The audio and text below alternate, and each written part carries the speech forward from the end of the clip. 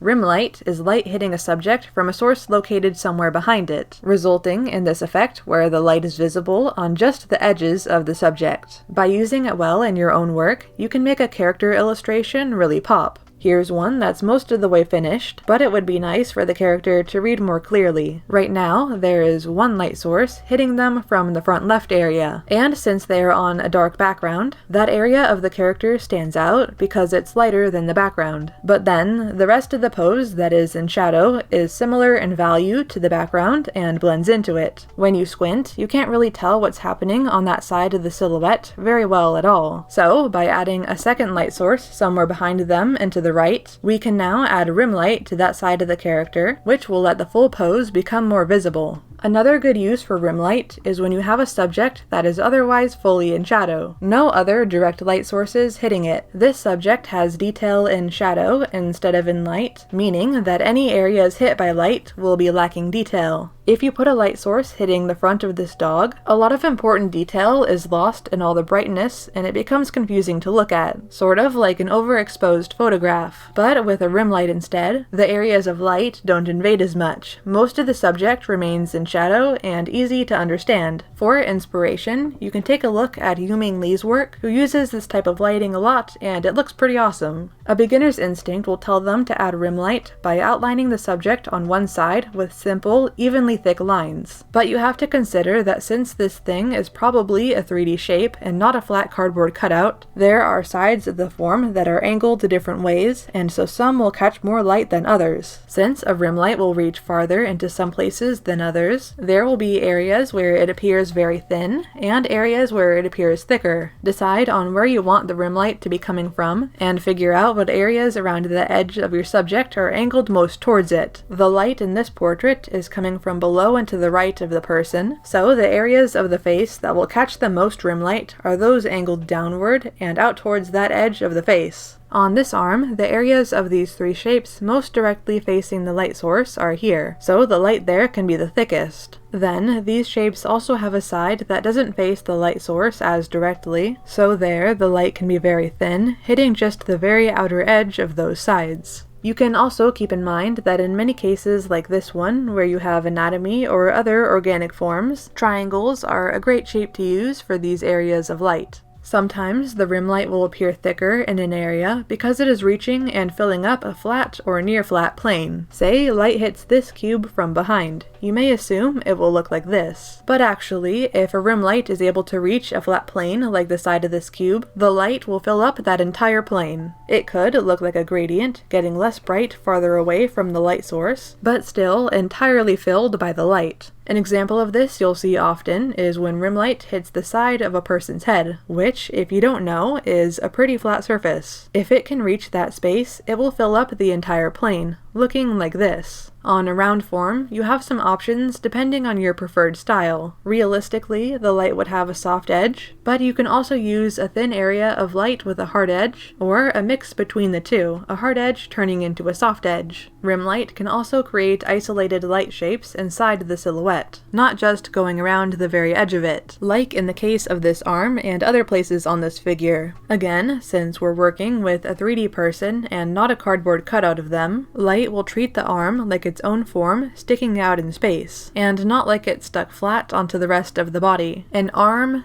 nose, or anything else that is inside the silhouette but sticks out further forward can sometimes catch the rim light, even if it isn't right on the edge of the silhouette. When you have protruding and overlapping forms, having light hit that closer thing and cut into the silhouette is a great way to emphasize that depth.